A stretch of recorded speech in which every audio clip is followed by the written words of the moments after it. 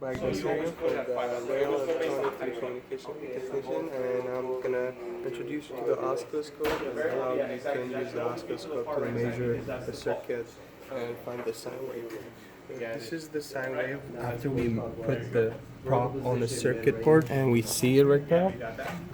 And now I would show you how you can read the frequency and the voltage peak and voltage peak to peak. So we can begin with seeing the first cycle as he shows over here, and pretty much it shows over here. It says like we have almost like want to bring it close to the here like this.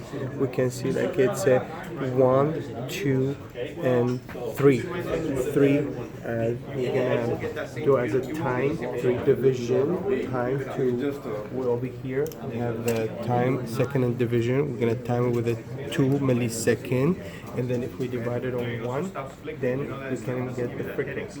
If I want to measure the voltage peak, all I need to do is to count this way the voltage peak of the divisions. Like this is 1 and this is 2. When I times it with the 2, the voltage over here, which I have it at 1 prop 1, then I'll get the voltage peak. If I want to measure the voltage peak to peak, then all I need to do is formula says voltage peak to peak equal to voltage peak. So the results of the voltage peak, I would time it with the 2, and then I would get the voltage peak to peak.